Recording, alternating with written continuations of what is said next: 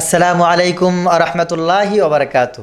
দর্শক কাছে এবং দূরে যে যেখানে বসে আমাদের নিয়মিত আয়োজন সালাত সম্পর্কে আজ চতুর্থ পর্বে যারা উপস্থিত হয়েছেন সকলকে আন্তরিক মুবারকবাদ জানাচ্ছি। একজন মানুষ ইমানদারের খাতায় নাম লেখানোর পর দুনিয়ার মানুষের কাছে প্রিয় হতে পারে, আল্লাহর কাছে প্রিয় হতে পারে, সমাজের প্রত্যেকটি স্থানে মানুষের জনপ্রিয়তার শীর্ষে অবস্থান করতে পারে একটি ইবাদতের মাধ্যমে, একটি কাজের মাধ্যমে। তার নাম হচ্ছে সালাত। আল্লাহ তাআলা সূরা আনকাবুতের ৪৫ নম্বর আয়াতে বলেছেন, উতলু মা উহিয়া ইলাইকা মিনাল কিতাব ওয়া আকিমিস সালাহ ইন্নাস সালাতা তানহা আনিল ফাহশাই ওয়াল মুনকার ওয়া লাযিকরুল্লাহি আকবার আল্লাহু ইয়ালামু মা তাসনাউন। নবী সাল্লাল্লাহু আলাইহি ওয়াসাল্লামকে আল্লাহ বলছেন, হে নবী, আপনি তেলাওয়াত করুন, আপনি পাঠ করুন যেই কিতাব আপনাকে দেওয়া হয়েছে, আপনার উপরে নাজিল করা হয়েছে, হাদিয়া দিয়েছি আমি যেই কিতাব, সেই কিতাবটা আপনি পাঠ করুন। কিতাব পাঠ করলে কি হবে? কিতাব পাঠ করলে আল্লাহ নবী সাল্লাল্লাহু আলাইহি সাল্লাম আল্লাহর কাছে কি পাবেন? আল্লাহ তাআলার জন্য কি করবেন? আল্লাহ তাআলা বলছেন ওয়া আকিমিস সালাহ। এই কিতাব পাঠ করলে আল্লাহ তাআলা আপনাকে যেই দায়িত্ব দেবেন সেটা হচ্ছে আপনি সালাত কায়েম করবেন। কোরআন পাঠ করলে, কোরআন তেলাওয়াত করলে মানুষ সর্বপ্রথম যেই বিবেকটা তার ভিতরে জাগ্রত হবে তা হচ্ছে আমাকে সালাত কায়েম করতে হবে। কোরআন এর একটা জায়গায় যদি আপনি রাখেন, তার যাবতীয় যত আইন কানুন বিধান আছে এই বিধানগুলো এক পাল্লায় রাখবেন, আর এক পাল্লায় রাখবেন হচ্ছে আপনি সালাত। সকল ইবাদতের মূল হচ্ছে সালাত। সালাত যদি আপনার ঠিক হয়ে যায়, আপনার যাবতীয় যত ইবাদত আছে সব ইবাদতগুলো আপনার ঠিক হয়ে যাবে। সালাত ঠিক হলো না, আপনার কোনো ইবাদত ঠিক হবে না। বিশ্বাস করুন মুসলমান, যারা আজকে বলে হুজুর সালাত আদায় না করলে কি হবে, আমার ইমান আছে না। আপনার ইমান কিসের আছে? আপনার ইমান যদি থাকতো তাহলে তো অবশ্যই আপনি সালাত আদায় করতেন। একজন বেনামাজির জন্য আল্লাহ তাআলা কোরআনে কোনো ফায়দা রাখেননি। তার কারণ উতলু মা উহিয়া ইলাইকা মিনাল কিতাবি ওয়া আকিমিস সালাহ। এই কিতাব যারা তেলাওয়াত করবে, এই কিতাব যারা পাঠ করবে, তাদের কাজ হচ্ছে সালাত আদায় করা। আর সালাত যারা আদায় করবে তাদের চরিত্রটা হবে আল্লাহ তাআলার চরিত্র। আল্লাহ তাআলার চরিত্র যেমন স্বচ্ছ, যেমন সুন্দর, যেটার কোনো বর্ণনা হয় না, যেটার কোনো বর্ণনা করাই যায় না, আল্লাহ তাআলা যেমন আল্লাহ তাআলার মতোই একজন নামাজি ব্যক্তি, যে ব্যক্তি সালাত আদায় করে, তার চরিত্র তেমন সুন্দর। আল্লাহ তাআলা বলছেন এই সালাত হচ্ছে একমাত্র, শুধুমাত্র, কেবলমাত্র আমার পক্ষ থেকে এমনই একটি ইবাদত, এমনই একটি আইন, এমনই একটি বিধান যেটা পালন করলে সেই ব্যক্তিকে যাবতীয় অশ্লীল কাজ থেকে ফিরিয়ে রাখবে এই সালাত। কেমন করে ফিরিয়ে রাখবে? এই সালাত যে আমরা আদায় করি, আমাদের সালাত তো আমাদেরকে খারাপ কাজ থেকে ফেরায় না। তিনটি কারণে সালাত আমাদেরকে খারাপ কাজ থেকে ফিরিয়ে রাখে না। এক নাম্বার হচ্ছে, আমরা যে সালাতটি আদায় করি, আমরা যে সালাত আদায় করি, এই সালাতটি হচ্ছে আমরা সহি শুদ্ধভাবে পাঠ করতে পারি না। সালাতের ভিতরে কোরআনুল কারীম তেলাওয়াত করতে হয়, সালাতের ভিতরে তাসবিহ আদায় করতে হয়, সালাতের ভিতরে কিছু তাশাহুদ পড়তে হয়, দুরূদ শরীফ পড়তে হয়, দোয়া মাসুরা পড়তে হয়, সালাতের ভিতরে দোয়া কুনুত পড়তে হয়, যা কিছু পড়তে হয় এইগুলো আমরা সহি শুদ্ধ করে পড়তে পারি না। এক নাম্বার বিষয়। অনেকে এই কথা বলেই থাকে যে বেনামাজি নামাজ পড়ে, নামাজও পড়ে আবার সুদও খায়, তার চাইতে ভালো আছি আমরা নামাজও পড়ি না, সুদও খায় না। না, এমন হতে পারবে না। যদি ওই ব্যক্তির নামাজ কাঙ্ক্ষিত মানের নামাজ হয়, বিশ্বাস করেন ওই ব্যক্তি সুদের কাছে যাবে না, ব্যভিচারের কাছে যাবে না, ওই ব্যক্তি খারাপ কাজের কাছে যাবে না। আপনার সালাত কাঙ্ক্ষিত মানের সালাত হবে তখন যখন দেখবেন যে আপনার সালাতের তাসবিহাতগুলো সুন্দর হচ্ছে। তাহলে কি করতে হবে?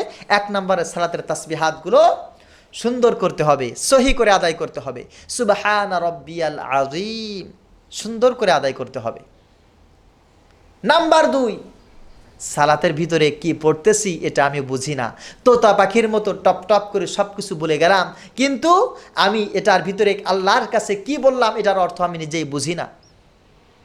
আল্লাহু আকবার অর্থ কি আমি জানি না। আল্লাহু আকবার অর্থ হচ্ছে আল্লাহ তাআলা মহান, সবচাইতে বড় হচ্ছে আল্লাহ। সামি আল্লাহু লিমান হামিদা অর্থ কি জানি না। সামি আল্লাহু লিমান হামিদা অর্থ হচ্ছে আল্লাহ তাআলা তিনিই হচ্ছেন আল্লাহ, যিনি বান্দার সকল প্রশংসা শোনেন। বান্দা যে প্রশংসা করতেছেন অবশ্যই অবশ্যই আল্লাহ তাআলা বান্দার যাবতীয় প্রশংসাগুলো তিনি শোনেন। সুবহান রব্বিয়াল আযীম, এটার অর্থ আমরা বুঝি না। আল্লাহ তাআলা পুত পবিত্র, তিনি অনেক বড় মহান। এই জন্য সালাত মানুষকে খারাপ কাজ থেকে ফেরাবে তখন যখন সালাতের ভিতরে যেই তাসবিহাতগুলো আছে এটাকে সুন্দর করে সহিভাবে আমরা বলতে পারবো, এটাকে আমরা সুন্দর করে যখন অর্থসহ বুঝবো, তখন সালাত আমাদেরকে খারাপ কাজ থেকে ফিরিয়ে রাখবে। নাম্বার 3, সালাত থেকে আমরা কিছুই শিক্ষা গ্রহণ করি না। কেমন করে শিক্ষা গ্রহণ করি না? সালাতের ভিতরে কি বললাম আর সালাতের বাইরে এসে কি করতেছি। আল্লাহু আকবার। সালাতের ভিতরে আল্লাহ তাআলার কাছে বলেছি আলহামদুলিল্লাহি রাব্বিল আলামিন আর রহমানির রহিম মালিকি ইয়াউমিদ্দিন ইয়্যাকা না'বুদু ওয়া ইয়্যাকা নাস্তাঈন ইহদিনাস সিরাতাল মুস্তাকিম। আল্লাহ তাআলা জগৎসমূহের রব, তিনি দয়ালু, অত্যন্ত দয়ালু, তিনি বিচার দিবসের মালিক। আমরা একমাত্র আল্লাহর কাছেই চাই, আল্লাহরই ইবাদত করি। আল্লাহ তুমি আমাদেরকে সরল সঠিক পথ দেখাও। আল্লাহ তাদের পথ দেখাও যাদের উপরে তুমি অনুগ্রহ করেছো, তাদের পথ থেকে তুমি আমাদেরকে বাঁচাও যাদের উপরে তোমার অভিসম্পদ। এই কথাগুলো নামাজের ভিতরে কত সুন্দর করে বললাম। আর নামাজের বাইরে এসে আমি করলামটা কি? আমি তাকেই বন্ধু বানালাম যে ব্যক্তি সালাত আদায় করে না। আমি তাকেই বন্ধু বানালাম যে ব্যক্তি সুদের সাথে, ঘুষের সাথে, ব্যভিচারের সাথে, অন্যায় কাজের সাথে লিপ্ত, তাকেই আমি বন্ধু বানালাম। তাহলে নামাজের ভিতরে বললাম কি আর করলামটা কি? সালাত কায়েম করার জন্য আল্লাহ তাআলার কাছে ওয়াদা করেছি। নামাজের ভিতরে আমি পড়েছি ওয়া আকিমুস সালাতা ওয়া আতুজ যাকাত ওয়ারকাউ মা'আর রাকিঈন। নামাজের ভিতরে এটা পড়লাম, আর নামাজের বাইরে এসে যখন দেখলাম কিছু মোল্লা মৌলবীরা মাথায় টুপি দিয়ে যারা নামাজ প্রতিষ্ঠা করার জন্য আন্দোলন করতেছে, তাদের বিরুদ্ধে আমি অভিযোগ করে তাদেরকে আমি প্রতিহত করলাম না। যারা সালাত নিজেরা আদায় করে কিন্তু সালাত জমিনে কায়েম হোক এটা চায় না, এটার আন্দোলন যারা করে না, বিশ্বাস করেন মুসলমান তার সালাতি নয়। তার সালাত কখনো তাকে অন্যায় কাজ থেকে বিরত রাখতে পারবে না। এই জন্য এই গুণগুলো আমরা অবশ্যই খেয়াল করব। আর এটার পরেও যদি কোনো মানুষ সালাত আদায় করে চরিত্র ভালো না হয়, তাহলে মনে রাখতে হবে সাবান দিয়ে, পাউডার দিয়ে জামা কাপড় ধুলে পরিষ্কার হয়, কিন্তু কয়লা যদি জনমের মতো আমরা পরিষ্কার করি, সেই কয়লা কখনো পরিষ্কার হবে না। একজন মানুষ সালাত আদায় করে না কিন্তু সে জান্নাত আশা করে, এটা কেমন করে সম্ভব? অনেকে বলতে পারে হুজুর আমরা সালাত আদায় করি না, সেই জন্য কি আমরা জান্নাতে যাব না? আমরা তো আল্লাহর গোলাম। আপনারাই কি শুধুমাত্র আল্লাহর গোলাম? আমি তাদের জন্য একটা দৃষ্টান্ত দিতে চাই। হ্যাঁ, সালাত আদায় করেন না, আপনি জান্নাতের আশা করেন, আপনি জান্নাতে যেতে পারবেন। কেমন? ঢাকা শহরে দেখবেন 20 তালা 30 তালা বিল্ডিং আছে। 20 তালা বিল্ডিংয়ের ছাদের উপরে উঠে আপনি লাফ দিলেন, লাফ দিয়ে পড়লেন কোথায়? রাস্তার উপরে। 20 তালা ছাদের উপর থেকে লাফ দিয়ে রাস্তার উপরে পড়ে আপনি সোজা হেঁটে বাড়ি চলে গেলেন। এটা আপনার জন্য কত সহজ? আপনি যদি যেতে পারেন, এটা আপনার জন্য কতটুকু সহজ বা কতটুকু সম্ভব আপনি নিজের কাছে প্রশ্ন করেন। ঠিক তেমন একজন মানুষ সালাত আদায় করে না কিন্তু সেই ব্যক্তি জান্নাতের আশা করে, এই মানুষটার দৃষ্টান্ত ওই মানুষের দৃষ্টান্তের সমান হতে পারে। সেই ব্যক্তি সোজা হয়ে বাড়ি চলে গেল, তার 20 তালা ছাদের উপর দিয়ে পড়ে কিছুই হলো না। ঠিক তেমন এটাও হতে পারে আপনি সালাত আদায় করলেন না কিন্তু আল্লাহ তাআলা আপনাকে মাফ করে দিলেন। আসুন আমরা সালাত সম্পর্কে কোরআন থেকে, হাদিস থেকে শিখি। আল্লাহ রাব্বুল আলামিন, আল্লাহ তাআলা বান্দার প্রত্যেকটি ইবাদত তিনি সঞ্চয় করছেন। বান্দা যে ইবাদত করুক না কেন আল্লাহ তাআলার কাছে সেটা জমা হয়ে যাচ্ছে। আল্লাহ তাআলা বলছেন সূরা বাকারার 110 নম্বর আয়াতে আল্লাহ রাব্বুল আলামিন বলছেন ওয়া আকিমুস সালাতা ওয়া আতুজ যাকাত ওয়া মা তুকদ্দিমু লিআনফুসিকুম মিন খায়রিন তাজিদুহু ইনদাল্লাহ। আল্লাহ হচ্ছেন তিনি যিনি বান্দার যাবতীয় ইবাদতগুলো সব সময়ের জন্য সংরক্ষণ করেন। যারা সালাত আদায় করে, যারা যাকাত আদায় করে, তাদের ইবাদতগুলো আল্লাহ তাআলা সব সময় পর্যবেক্ষণ করেন। তাদের ইবাদতগুলো আল্লাহ তাআলা সব সময়ের জন্য মজুদ করে রাখতেছেন। অবশ্যই অচিরেই এমন একটা সময় আসবে, সেই ব্যক্তি তার নামাজগুলোকে দেখতে পাবে, সেই ব্যক্তি তার সালাতগুলোকে দেখতে পাবে, দেখতে পেয়ে আল্লাহ তাআলার কাছে খুশি হয়ে যাবে। আমি তো আল্লাহ তাআলার সেই বান্দা যে আমি সালাত আদায় করতাম, আমি তো আল্লাহ তাআলার সেই বান্দা যেই ব্যক্তি সালাতের জন্য মানুষকে বলতাম আল্লাহ তাআলা এত খুশি হয়েছেন আমার জন্য। কিয়ামতের দিন সর্বপ্রথম বান্দাকে জিজ্ঞাসা করা হবে, বান্দা সালাত আদায় করেছিলে?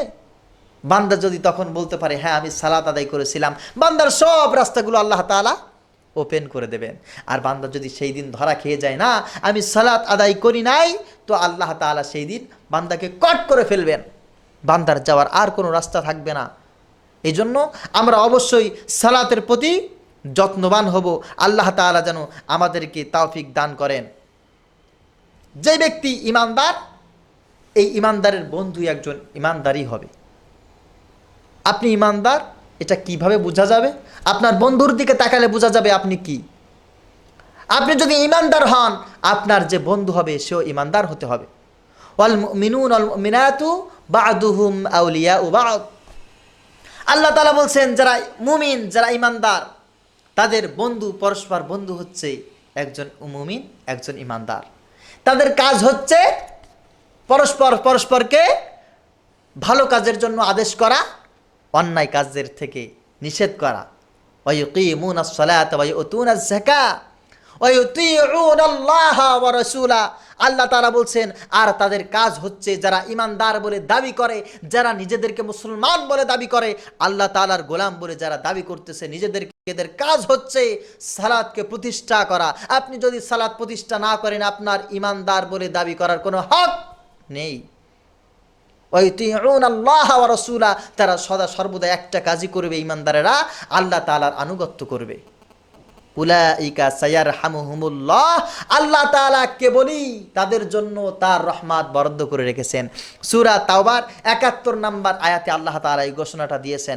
আসলে আমরা যে ইমানদার বলে দাবি করছি, আমরা যে মুমিন বলে দাবি করছি, আমি দেশের বাইরে যে যেখানে, কেউ 10 তলায়, কেউ 5 তলায়, কেউ 1 তলায়, আমরা অনেকে ইমানদার বলে নিজেদেরকে দাবি করতেছি।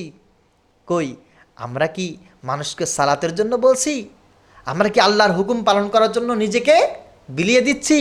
আমরা কি আল্লাহ তাআলার কাছে সব সময়ের জন্য কথা বলতে পারতেছি আল্লাহ আমি সালাত আদায় করতেছি, আমি আমার পরিবারকে, আমার বন্ধু বান্ধব সবাইকে নিয়ে সালাত আদায় করতেছি, আল্লাহ তুমি আমাদের সালাতকে কবুল করে নাও?